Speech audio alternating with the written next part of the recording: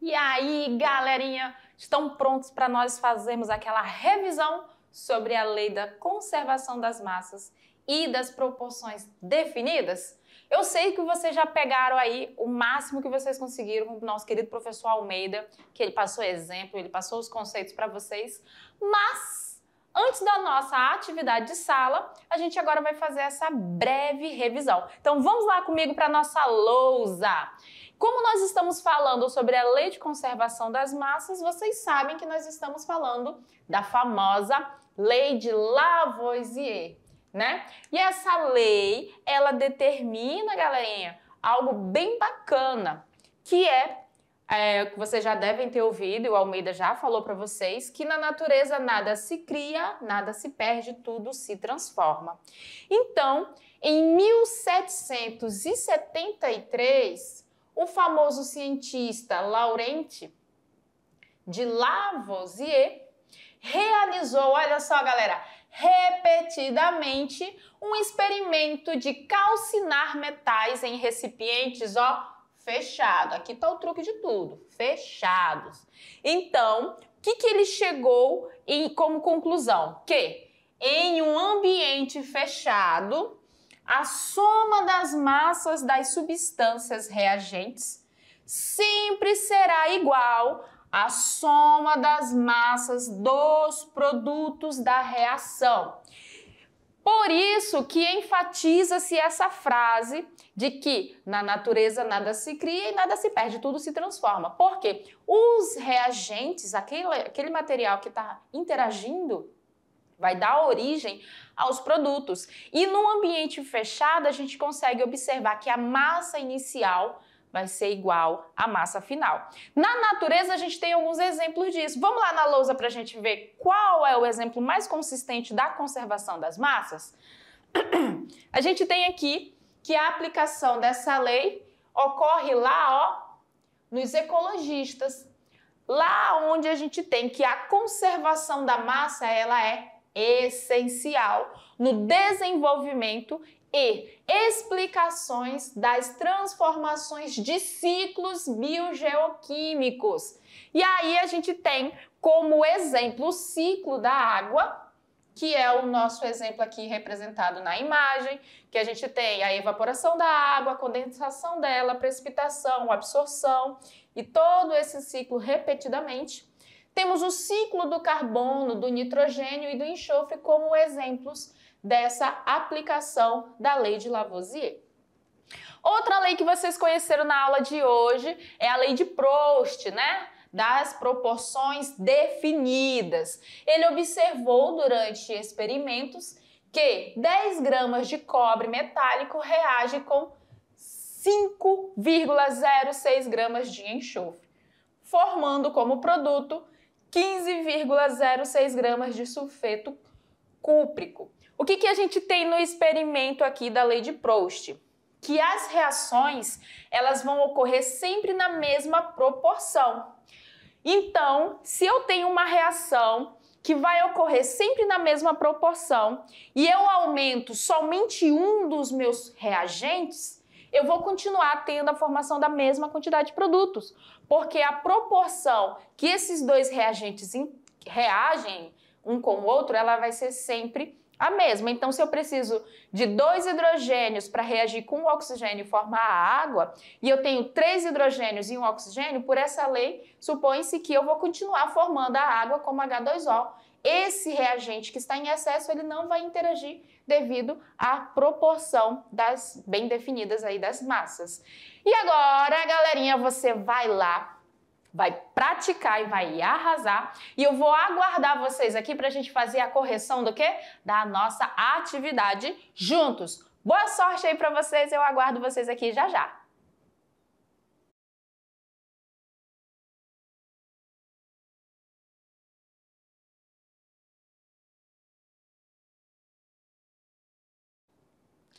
Galera, nesse contexto a gente não consegue fugir dos cálculos matemáticos, não. Não conseguimos porque nós estamos falando de conservação de massas, de proporção. Então, esses cálculos eles vão estar presentes nas nossas atividades.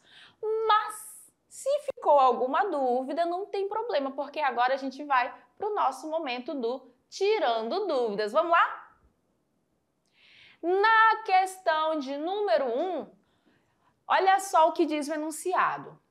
Com o objetivo de comprovar a lei de conservação das massas em uma reação química, ou seja, a lei de Lavoisier, um becker de 125 ml contendo uma solução diluída de ácido sulfúrico, né? Tá aqui a fórmula molecular, H2SO4, né? Foi pesado junto a um vidro de relógio. O vidro de relógio, gente, é uma vidraria que a gente utiliza para fazer a pesagem de massas pequenas que a gente coloca em cima da balança para que a gente não perca nem um pouco dessa massa, tá? Contendo pequena quantidade de carbonato de potássio. E aqui nós temos a fórmula molecular. Em seguida, foi adicionada a solução ácida. Então, a gente adicionou ele na nossa solução ácida aqui. Terminada a reação, o becker com a solução e o vidro relógio vazio foram pesados, verificando-se que a massa final no experimento foi menor que a massa inicial. Caramba, olha só! Foi feito um experimento onde ele tinha lá a pesagem dos reagentes que estavam no início dessa reação e depois ele fez toda a reação e pesou novamente e viu que a massa final era menor que a massa inicial. Ah, então a lei das conservações da massa estão erradas? Calma lá, vamos lá. Considerando-se a realização desse experimento, a conclusão correta para a diferença verificada entre as massas final e inicial é... E aí você leu e determinou o porquê que aconteceu essa diferença. Letra A lei de Lavoisier não é válida para reações realizadas em soluções aquosas? B, a lei de Lavoisier só se aplica em sistemas que estejam nas condições normais de temperatura e de pressão? C, a condição para comprovação da lei de conservação das massas é que o sistema em estudo esteja fechado. Olha só isso aqui, ó, sistema fechado. O excesso de um dos reagentes não foi levado em consideração, inviabilizando a comprovação da lei de Lavoisier. E a letra E diz: a massa dos produtos de uma reação química só é igual à massa dos reagentes quando estes estão no mesmo estado físico. Vamos lá puxar um raciocínio bem rapidinho sobre essa questão. Primeiro ponto, para a gente falar de lei de conservação das massas em uma reação química, nós temos que levar em considerações muitas situações. As reações, elas ocorrem e muitas das vezes os efeitos a gente só observa pelas transformações de temperatura, mudança de cor, às vezes efervescências e outras situações como tais. Quando a gente está falando em conservação de massas, o que nós temos que ter em mente? Que se eu faço uma reação a céu aberto, com ambiente aberto, eu tenho situações que podem interferir na minha pesagem final. Então, Lavoisier, quando ele fez repetidamente vários experimentos, ele fez esses experimentos em sistema fechado, porque ali não entraria massa e nem não se perderia massa para o ambiente. Então, a condição para a gente poder comprovar que, de fato, a lei de conservação da massa, ela existe, ela é viável, é que esse sistema, essa reação, ela ocorra em um sistema fechado. Por isso que a nossa afirmativa C é a afirmativa correta para essa questão de número 1. Vamos lá para a gente fazer o comentário juntos? Em um ambiente fechado, olha aqui o termo fechado, a soma das massas das substâncias reagentes né, a soma das massas das substâncias que estão reagindo, é igual à soma das massas dos produtos que são formados na nossa reação. Essa é a condição para que a gente possa confirmar a lei da conservação das massas. Agora, quando a gente faz em ambiente aberto, eu posso ter absorção de umidade, eu posso ter perca de gases, então eu tenho vários fatores que podem interferir e fazer com que a somatória dos nossos reagentes seja diferente da somatória dos nossos produtos. Tranquilo? Todo mundo compreendeu, né? Beleza! Agora vamos para a nossa questão de número 3. E nessa questão vocês observaram que a gente não tem afirmativas lá, né? A alternativa de A, a letra E, porque é uma questão de cálculo. Lembra que eu falei que a gente não consegue fugir da matemática? Então vamos lá. Na reação de neutralização do ácido clorídrico pelo hidróxido de magnésio, e uma reação, gente, de neutralização, o que é? É uma reação de um ácido com uma base, que a gente também chama de titulação, que aí a gente vai estudar com muito mais precisão lá no segundo ano, mas que as substâncias envolvidas aqui, ácido e base, nós vamos conhecer ainda esse ano aqui, beleza? Então, ocorreu uma reação de neutralização do ácido clorídrico. Quem é o ácido clorídrico? É o HCl, aqui não saiu direito, vou até apagar para não ficar passando vergonha. HCl, ácido clorídrico, pelo hidróxido de magnésio. Sabe-se que 73 gramas do ácido reage com 58 gramas do hidróxido, com formação de 36 gramas de água, porque toda reação de neutralização sempre vai formar sal mais água. Então eu sei que a massa dos dois reagentes eu tenho. O ácido é 73 gramas e a base é 58 gramas, certo? Então esses aqui são os nossos reagentes. Formou quem? Formou o sal mais a água. Qual é a massa da água? 36 gramas. E aí vem, ó, baseando-se nessas informações e utilizando a lei de Lavoisier, determine a massa do outro produto dessa reação, que no caso é o sal chamado cloreto de magnésio. Então, tecnicamente, o que você vai fazer? O que você já fez, porque você é top. Você somou aqui a massa dos reagentes, obteve o seu valor e observou que da massa dos produtos você já tinha uma parte dela, que é 36, que corresponde à água. Significa que a massa do reagente menos a massa da nossa água vai ser igual à massa do sal. Então, olha só como é que ficou. A gente tem a reação do ácido com a base, tá aqui. A massa do ácido e a massa da base. Quem são os produtos formados? Água e cloreto de magnésio. Eu tenho uma massa da água, mas eu não tenho a do cloreto de magnésio. Então, ele é quem? Ele é X. Como que é feita o cálculo? Eu sei que a massa dos reagentes é igual à massa dos produtos. E é isso que eu vou colocar aqui, ó. Reagente mais reagente é igual a produto mais produtos. Observaram? Então, 73 mais 58 vai ser igual a X mais 36. Somei, deu 131, que é igual a X mais 36. O que eu vou fazer agora, galera? Quero saber o valor de X. Coloco ele em evidência. Letra para um lado, número para o outro. Como ele está aqui positivo, ele vai passar negativo, mas aí a gente arruma aqui, né? Então vai ficar X é igual a menos 36 mais 131. X vai ser igual a 95 gramas. Essa é a massa do nosso cloreto de magnésio. 95 gramas. Ei, galerinha, parabéns para nós, chegamos ao resultado. E agora vamos para a nossa última questão.